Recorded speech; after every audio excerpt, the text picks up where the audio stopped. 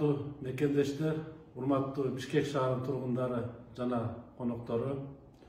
Бүгүн мен өз калыбы менен Бишкек шаарынын мэрлигинен кетүүнү чечтим.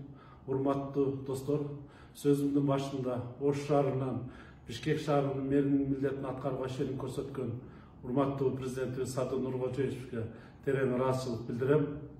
Акыркы 3 жыл ичинде Ош шаарынын мэри катары Ош шаарына кызмат кылдык эле. 3 жыл ичинде мүмкүнчүлүккө жараша иштеп, эл үчүн аз да болсо кызмат кылдык деп ойлойм.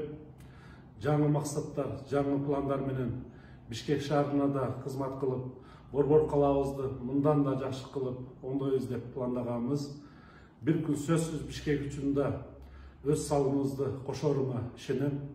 Урматтуу шаардыктар, урматтуу мекендештер, менин кызматты тапшыруумда эч кандай саясат жок. Бул менин айрым себептерге байланыштуу жеке өзүмдүн чечимим. Али далай кызмат кылабыз.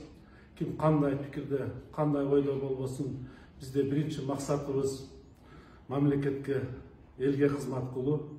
Буга чейинки эл үчүн жасаган аракеттерибизге элибиз өз баасын берет.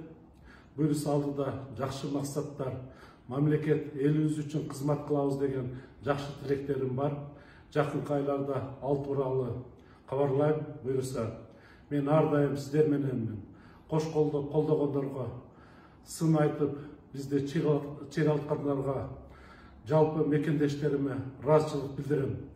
Мамлекетибизде тынчтык болсун, элибизде аманчылык болсун, Борбор калабыз тынч болсо, өлкөбүз тынч болот. Буюрса Бишкек өнүккөн шаарлардын катарында болот.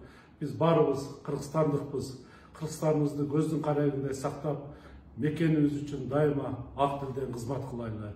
Дагы бир жолу урматтуу шаардыктар, силер үчүн биз али аткара турган иштерибиз астыда.